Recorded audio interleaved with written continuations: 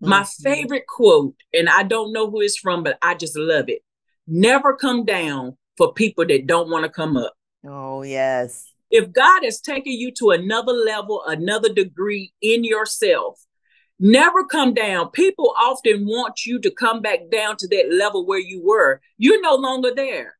When Mm-mm. you see what God sees, you remain there. There's no reason to come back down. And there's no reason to feel apologetic for the wonderful change that's happening in your life. Hey, y'all. Welcome back to another episode of the Beauty in You podcast. I am so excited as today we're going to dive into deepening faith and spirituality. Our guest today is amazing. She is my very own doctor sister. I have to claim her, you guys. She is the founder of One Word Life Unlock Coaching Ministry. She focuses on personal growth, transformation, and resilience. She inspires individuals to overcome adversity and embrace change. Welcome to the Beauty in You podcast, Dr. Angela Hood. How are you? I am wonderful. Thank you. Thank you for having me on your podcast. I'm so excited. Thank you for being here. And I cannot wait to just dive into your personal journey and talk more about the woman behind the brand. I know you've gone through your very own challenges, such as teen pregnancy, divorce, and just some really real life things, even having to do with mental health. So, can you Yes. walk me through your rediscovery journey and what led you to what you're doing today? Okay. Yes, having a child at the age of 16 was a biggie for me, but even starting before that, being molested between the ages of 5 to 7, and then going and experiencing teenage pregnancy along with marrying, thinking that was the best thing for me, especially when you grew up in church.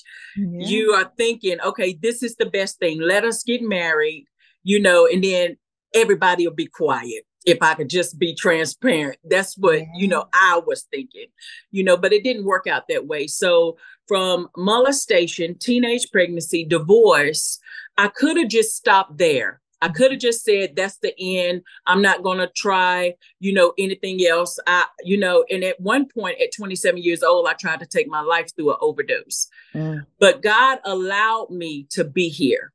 mm, God allowed me to be here. And that's what changed my life, the direction of my life. When I woke up and I survived it, because a lot of people don't.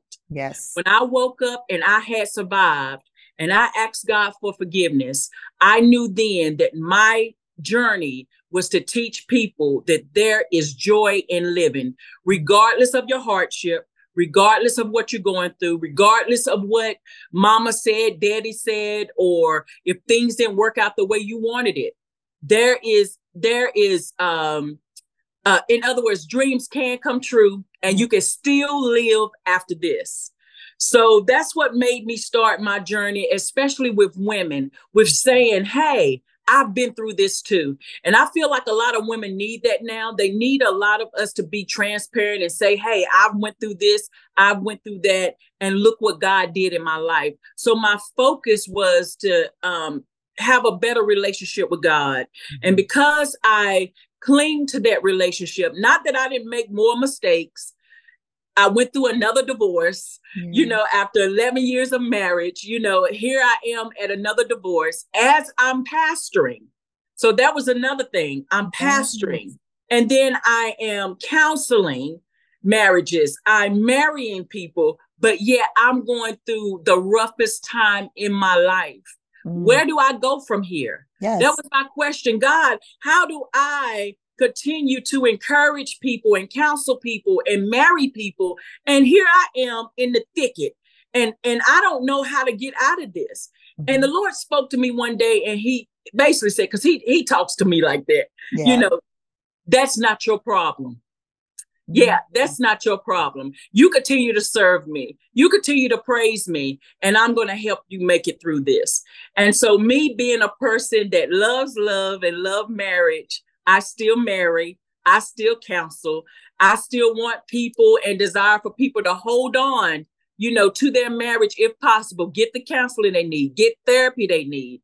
So in my journey, as well as teenage pregnancy, I teach young women now and older young ladies and women, love yourself. Yes. Love who you are. If you can sustain and remain a virgin until marriage. But I don't down those who try it. I don't down those who do it. I try to encourage them. Everyone we lay down with has a spirit. And we have a spirit as well. And so we just have to be careful. So on this journey, that's what I do. I take what was meant for my bad, and I have allowed it to work out for my good.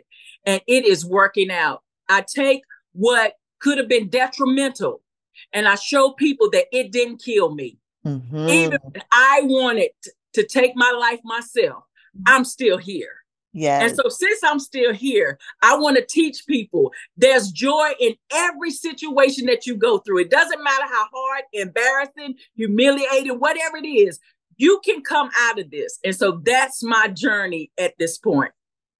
And I love all of that, like all of it, because that's the whole purpose. We go through so much as women, and we carry so much shame in our experiences. And it's the craziest thing. Like, we're supposed to experience things, good, bad, and ugly. We're supposed to take the lessons from those things, good, bad, and ugly, and then teach it to others. Exactly. But instead, we find ourselves going through those things and, speaking for myself, hiding from the bad things, right? Because I don't want people to know that I'm going through this. I don't want people to know that I feel like my marriage is failing, or I feel like I'm not doing a good job as a mom, or I feel like I can't be this person I'm supposed to be. I'm supposed to be the strong, like, put together person. And I don't want people to know that. And part of my journey was learning that it's life, girl, it's life. It's life. You're supposed to go through that. And the Lord put you here for a reason. And I know I didn't just go through all of that Lifetime movie for nothing. I'm supposed to take all of those lessons and teach and share that with everyone else. And so I think that's so important that you found a lesson in it and you're like, I tried to take my life. The Lord said, you were tripping. Exactly. I ain't done with you yet. Yes. Let me bring you back, let me show you what you're supposed to be doing from that. So I think that is important to teach and show, like, I've gone through it all. Like, I did it, and look at me now. Yeah, exactly. I wrote in my first book I wrote in 2004 is titled, I'm Fed Up with Your Mess. And that book is educational tools to defeat Satan through your battles. And I gave a lot of scripture text for things that you go through. But what I was fed up about is I was fed up with us allowing Satan to win. And in there, I talk about the very thing that you said, the shame. I talked about how much power we have when we give up the shame. Woo! When we let it go and be like, I have come to a point in my life, Dr. Sis, that I say, okay, I said it, I did it.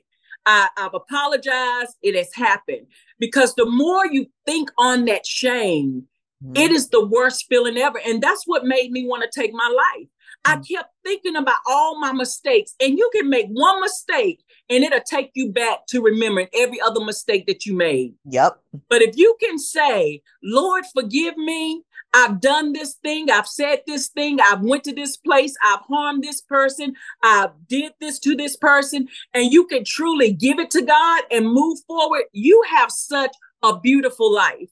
And especially when you don't keep making those same mistakes again. So we got to learn to get past the shame. Okay. There's somebody that's done something worse than you have. Yep. Move forward. There's brighter days coming. Yes. If we could just move from that point and don't keep making the same mistakes. Absolutely. Learn it. Don't do it again. Teach it and keep going. I think when you were talking, you reminded me of the power of our mind, like our mindset and all of that, because we are so powerful, period. Like, that's it. Like, we have so much power that I don't even think we understand how much power we truly have. And Mhm. also the power in the tongue, right? Yes. Whatever we speak. If I tell you I'm going to do it, I'm going to do it. If you speak negative things onto your life, it will happen. Like, so that power in your tongue and what you believe in your mindset, I Mhm. believe has a way to carry you far. Yes. As you've had experienced a life of the suicidal attempts and the molestation, Mhm. walk me through your mindset, if you can, during that time and how you were able to push through that, because that's a different level of space. Yes, definitely. With a molestation, I don't know if as a child I put it in the back of my mind and my thoughts and just hid it. When I got married at the age of 19, age of 18, I remember being intimate with my husband and seeing me on that floor Mm, being molested. And I never had told my husband, but that night I told him what had happened to me because I kept it to myself. I grew up feeling dirty. I grew up feeling nasty. But the thing about it was you would have thought, and there's so many women that's like me, you would have thought coming from that, we would shun away from men. mm-hmm. It's like I became promiscuous. Okay. I was out there thinking that this was love. This is the way it's supposed to be until I grew up and started maturing. And I was like, that wasn't right. That wasn't how this was supposed to be. It Right. was very traumatic. It affected a lot of my relationships. Mm-hmm. Sometimes I became hard and I became cold as men. Mm-hmm. Yeah, I switched roles like men would use women. I began to use men and just toss them aside. Yeah, Mm-hmm. I the, that trauma really did something to me. But I knew as I grew in Christ and grew as a woman of God, this is not the way it's supposed to be. My body is supposed to be holy. It's Yeah. supposed to be acceptable. It's supposed to be clean. And I had to fast and pray. I went through this season of fasting and praying and say, God, make my body pure. I know I'm not a virgin, but I want to be pure. And Yes. God is able to do that, cleanse you from the inside and out. And I say to those women who have been through this and they feel dirty and they feel nasty and they feel violated and they feel all these feelings that should not be, that when you fast and pray and you give it to God, that can turn your life around. He can cleanse you from the inside out and make you a new person. And now being a woman that is celibate, it's like I feel totally different. I feel free. I don't Yes. feel dirty. I don't feel nasty. I don't feel, matter of fact, I feel like a queen. I Yeah. feel so much better. I feel like the next man that comes in my life, if that be God's will, he has a gift. He has somebody who is not tormented by spirits. He has somebody that will be in his life that loves God, that knows how to love him and appreciate him. He has a jewel. And before I didn't feel this way. So, it's very traumatic. It was very hard, but then I had to really, really give my life over to God. So much power in doing that. If we just Mhm. believe and trust in him, he will guide you. He will Yes. guide you. I remember going through the beginning of my healing journey and being so hurt Hmm. and feeling depressed, but I was fighting with that too because I'm like, I can't be depressed. I don't do that. That's not me. Hmm. And having anxiety, like, oh, I don't do that either. Like, I don't know what's happening to my body.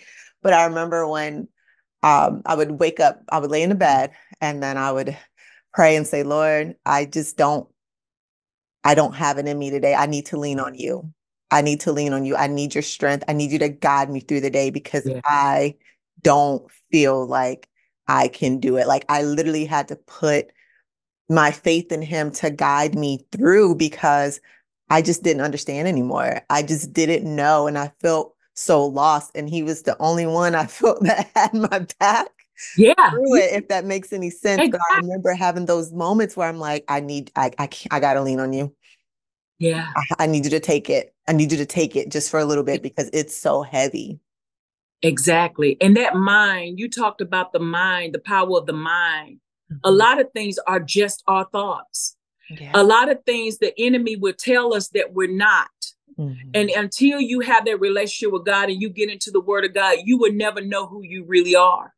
See, I could have stayed in that place and just felt like I was nothing and nobody, and I could have been out way out there in the streets. I Mhm. could have been on drugs, alcohol, anything to try to soothe the pain. See, my soothing was never alcoholism or drugs, it was men, Yeah. so that's still an addiction. That's still an addiction. But the mindset, our mindset, I tell people we got to learn to stop having stinking thinking. And Yes. I had to learn that I wasn't losing, I was learning. I Mhm. tell people you never lose anything. The question is, what have you learned from what you thought you lost? And once I realized that I wasn't losing my power, I wasn't losing who I was as a woman, I wasn't losing anything. Angie, what are you learning from this? Is this the route you still want to go? Yeah. Does this feel good? Is this the life? And once I sat there and I said, no, this isn't the life I want. I had the power to change my life by the way I think. And that's that quote that says, you change the way you think, you change your life. Yes. And that's the way I did. I changed the way I thought about myself. I Mhm. was thinking so down on myself, thinking people were thinking that way, but actually it was me thinking that way. And we do that a lot as All women. the time. Always think somebody's thinking down of us when Mhm. actually, if we take the time, we're thinking it about us. So if we can turn that around and start thinking the way God sees us, thinking about the way that God says that we are, then we become better people in our home, in our community, in our church. Absolutely. Let me tell you, that mind is something else. You're right. You'll be in your mind all day and spiraling and being upset and feeling the feelings of a situation that never happened. It never happened. It happened all up here, and you're going through all of the emotions, the anxiety, everything that you're feeling because of that.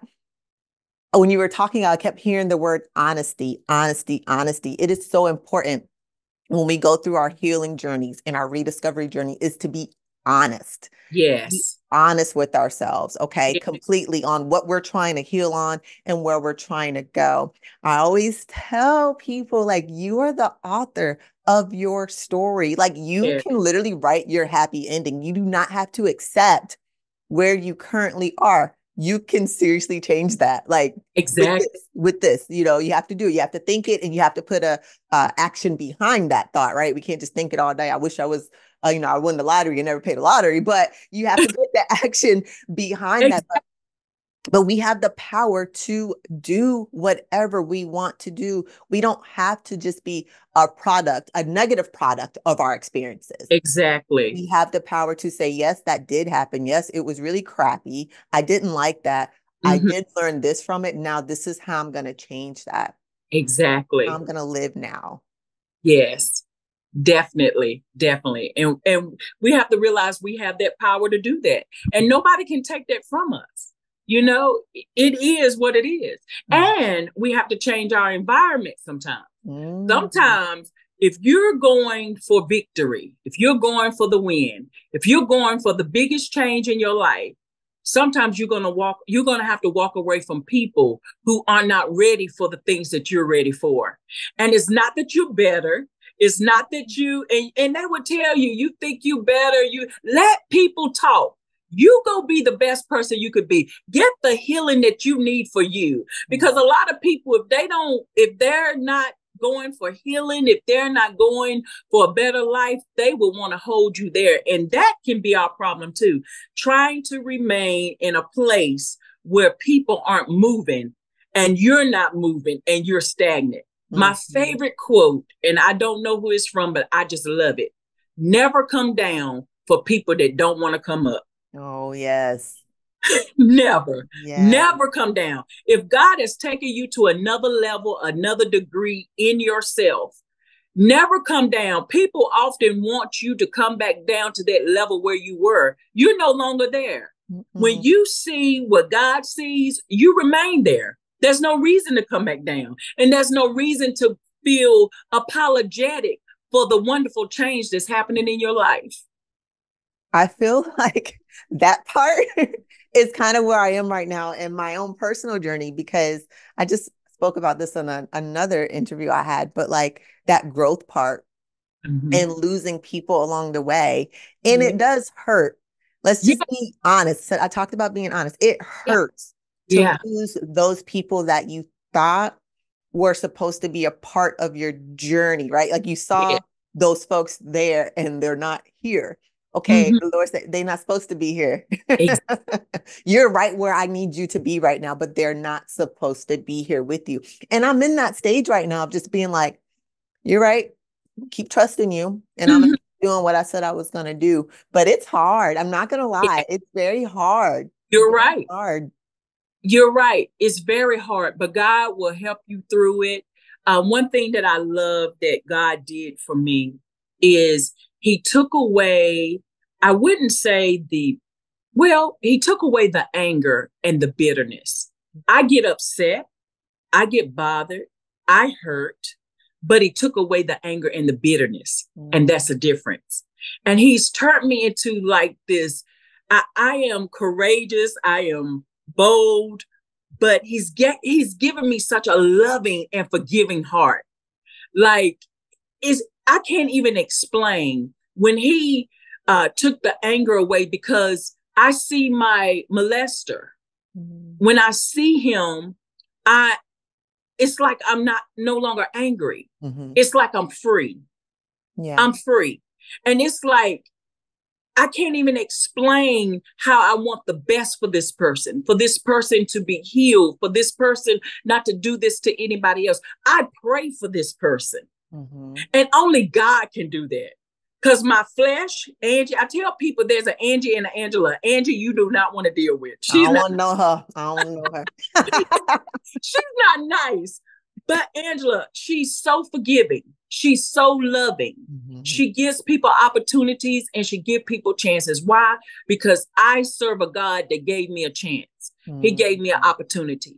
You know, he gives me opportunities and he freed me. And the only way you could be free from something like that happens in your life, because we watch the movies all the time.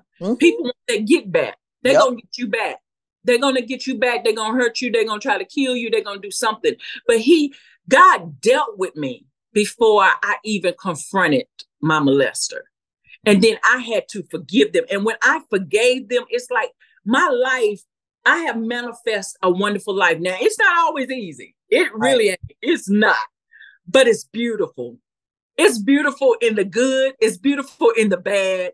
It's just a beautiful life. And I believe that I manifested this life. This life has came through God because of the way I changed my thinking. The way I changed my mind. I could be locked up somewhere, but God freed me. And I want to say to that woman that feels like you got to get them back. You got to clap back. You got to throw shade. You got to do whatever you got to do to them. Go get the healing for you. Go get I'm a therapist that gets therapy. Come on now, get the therapy you need. There's nothing wrong with it. Go get the counseling you need. There's nothing wrong with it. Get it, because it'll make you a better person. You can really sleep at night. There's so much power in forgiveness. Now, that lesson I did learn, but it took me a long time. It took me a long time because I wanted that get back. Ooh, did I want it? Oh my God. I wanted it bad. It's because I wanted them to feel the level of hurt that I have just experienced. And I feel like they not feeling that right now. So I need to really push this get back. But I had to learn that the forgiveness was not for them. It was for me, because while I'm over here being mad and bitter and all the things, losing weight massively, like you can count my ribs. I'm not healthy. I look terrible. My eyes sinking. You see, everything is coming back on me. Right. because I'm holding on to all of that. And Mhm. I had to go to therapy. Yes, so you need to sit in somebody's chair. I'm a firm believer Yeah. of being on somebody else's couch, even though in the Yeah. beginning I wasn't.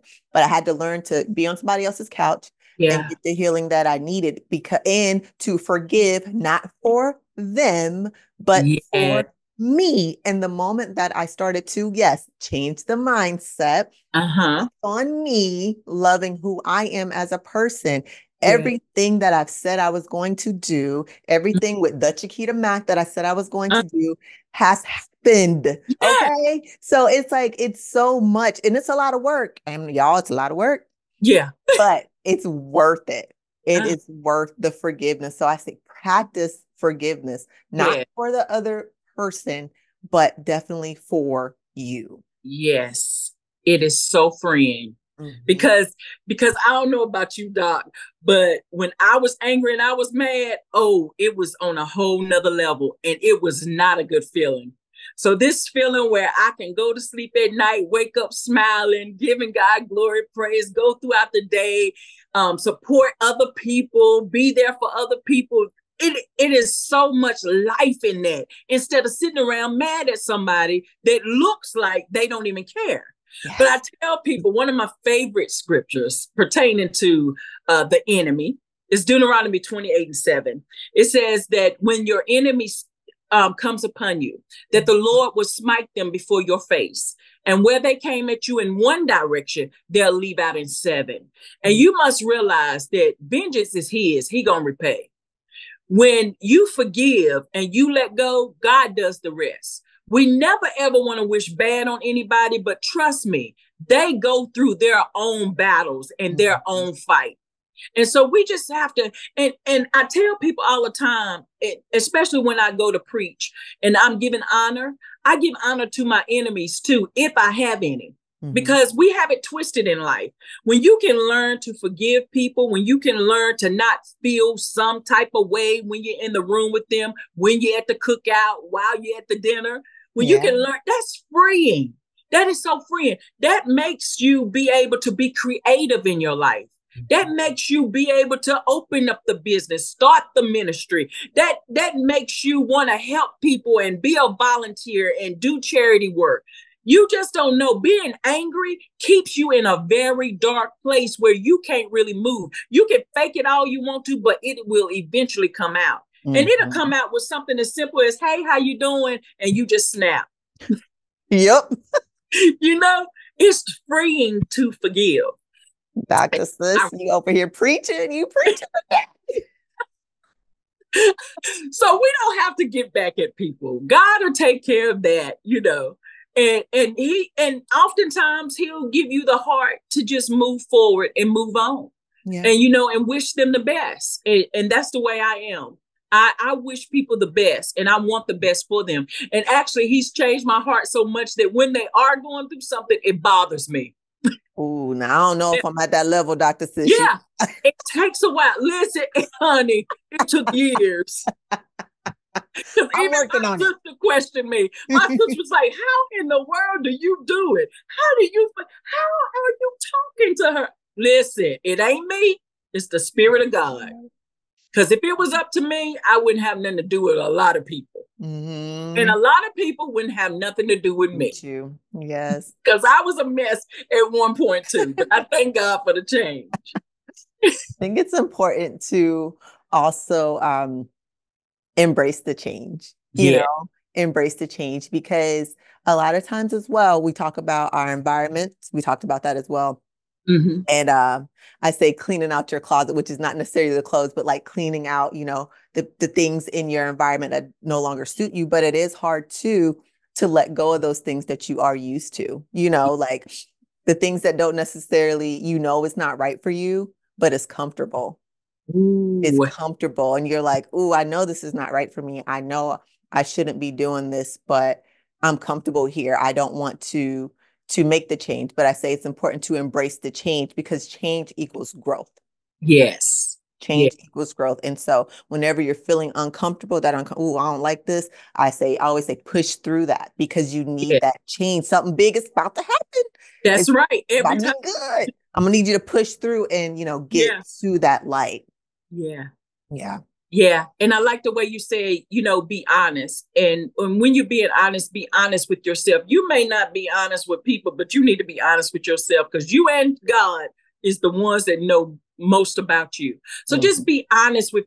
I've learned to embrace not just the change, but embrace my feelings.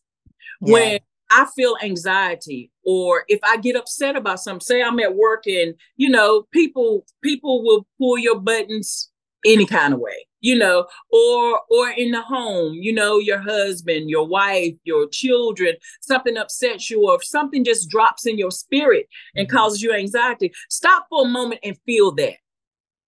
Be honest with yourself. Ask yourself questions. I learned to ask myself questions. Okay, Angie, why did that upset you? Yep. Why does that bother you? What made you so upset about that? I take the time to embrace and be honest with myself and say, why are you feeling that way? And before I know it, it goes away. Yep. Yep. It's so important to allow yourself to feel. And that's one of the Yeah. lessons that I learned and that I teach. So in my framework, heal, honesty, expression, awareness, and light. That Yeah. awareness part, that's where we like to hang out a little bit, because now you're going to pay attention to your patterns. And why did that really upset me? That's where you got to do some real self reflection. And I always say, take 10 minutes, literally take it longer if you need to. But yes, ask yourself, why did I feel that way? Why Yeah. am I upset? Why did that bother me? Oh, they just walked in the room. Why I feel like this? Like what's really going on? Because that's important to your journey. You need to understand you as a person. Even when you get upset, like if I get really upset, I don't want to talk. I do not want to talk to you right now. I Uh, I need like at least 24 hours, because I have to really think about what is happening and process what just happened before I know I say something that I am going to ultimately regret. And so I have trained myself to like, uh-huh. wait, Uh-huh. process, reflect. Okay, now you can have that conversation that's maybe have a better outcome than just popping Exactly. off. Exactly. Exactly. And we've made like depression a norm. Some people don't even realize they're under depression Yeah. because it's become normal. It's become normal to keep things to ourselves. It's become normal to be in a dark place. It's become normal to not tell people, what you're going through. It has become that way. We could be going through a whole lot and just keep it to ourselves, go through a depressed stage. It's like I went through that. I went through getting up every morning, going into work, smiling, dressing nice, smelling good, all that, going through the day, helping people, doing what I'm supposed to do, and come home, the blinds are closed, the house is Mhm. dark, ball up in a fetal position, cry, go to sleep, to wake up and do it all over again. It's not normal. And that is not everything God made, He made it good. Mhm. And that is not the way He wants us to live. And I want to say that and express that to people. It is not normal for you to be in a bad state, especially longer than 2 and 3 days. There you go. Find help, talk to somebody, but it's not normal. If you find yourself in a place like that past 3 days, you are going into a deep depression and you need to get help. Yes, get help. That is so important. And I often get that question. It's like, how do you know? It's like when it's prolonged, when it's an extended long period of time, then you know that you're going through an episode. And yes, you have to get the help. Like it's no joke. Depression is no joke. And you're not fooling anyone. Like I just remember myself going through that dark time in my life and going through depression. And I thought that I was doing a really good job at like hiding it. But you want to know the first people that saw it were my kids. Uh-huh. Okay. My kids were the first little people to say, Mommy, why are you so sad all the time? Mm-hmm. Why do you always look so sad? That was honestly the moment that I realized I needed to get help, because I'm not fooling my kids. Right. Mm-hmm. Mm-hmm. Yeah. So it's like you're not fooling anybody. Get the Exactly. help that you need. Please, I I encourage you to get the help you need. Talk to someone about it because it's not normal. And about back to that normal part. In the beginning of my healing, like when I was hurt, like so much hurt and pain and like trying to analyze what just happened in my life and, what's happening in my marriage and why is everything failing and what did I do to make this happen? See, I've already put all the blame on myself because this has to be my fault and something that I did. Like, what am I doing? I tried to like think of everything that's happened in the past to say, well, maybe you did something to deserve, like maybe this is your get back, like maybe you're supposed to go through this is your fault. Like I was trying to like rationalize the bad things that were happening in my life, like I wasn't worthy of something better. Oh, Yes, I was like trying to like, oh, okay, well maybe I'm supposed, okay, well it's not right, but maybe I'm supposed, this is right. No, it's not right, guys. Okay. I've learned a lesson. It's not right. We should not do that to ourselves. But yes, I was quick to take all of the negativity and the actions of everybody else in the situation and like put it on me. Yes, been there, done that. And one day God spoke to me because, I felt that way before because of the things that I have done. I know I talk like I was just this terrible, terrible person, but sometimes when you are trying to be the best person you can be and be a good person, you see even the small things that you've done to be horrific, But yeah, I was that way, and then I was saying I'm reaping what I'm sowing, but then I thought about it. Wait a minute, I already reaped that season. I already went through this, and we serve a God that's not going to keep repeatedly letting us reap something that we have already reaped. So I had to sit there and say, okay, this is something for me to learn, because what we got to realize is not only will God send us tests, he will never tempt us. So because he don't tempt us, he does test us. But often too, the enemy, devil, Satan, he sends things too to test us. So we got to learn to discern the difference. But just know that no, God doesn't want bad stuff to happen to us. He don't want us to be down all the time. Yeah, sometimes he tests us, to see what our faith level is going to be, to see what we're going to believe, to see where we're going to, if we're still going to trust him in that situation. And so I've been there and I've done that. And I was like, well, I'm getting it again. And then I'm sitting there like, wait a minute. No, I changed my life. I don't have to receive that. Send that back. Send that. So I say that to people.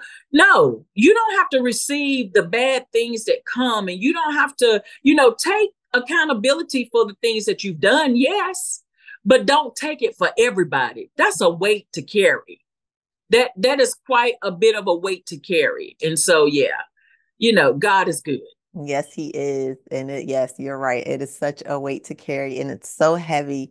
I say positive affirmations and journaling saved me for sure. Yeah. Journaling, I always say journaling saves lives. You guys better get that pen and paper. It is therapy to just be able to write out your thoughts, your feelings, your expression with knowing that that's your safe place, one. And you don't have to worry about grammar or anything like that. You're just getting it all out, But those positive affirmations saved me because my first three, when I first started positive affirmations, I thought they were weird because I'm talking to myself and I'm saying all these things to myself and I don't get it. But they saved me because my three were, I am worthy, I am confident, and I am beautiful. Those three affirmations changed my life. Yes. Literally changed my life because I understood I am worthy of so much more than what is happening to me. I'm confident in my abilities. I'm beautiful, like all the things, but it's so important to practice those affirmations and say positive things to yourself. Feed yourself positivity because you need it. And when you feel it, you move differently, you think differently, your actions are different, and the world around you truly does change. Exactly. I'm a believer in that. Mine is I'm healthy, I'm wealthy, and I have peace. Ooh. Because my health, as far as my mindset, to have that peace, it was rough. So I Mhm. needed that. So that's what I speak every day for years. That's what I've spoken. I'm healthy, I'm wealthy, and I have peace. And it has really changed my life. Now, I believe in the journaling. And let me tell you about the journaling for my life. Mhm. There's a scripture that says that he would give you peace that surpasseth all understanding.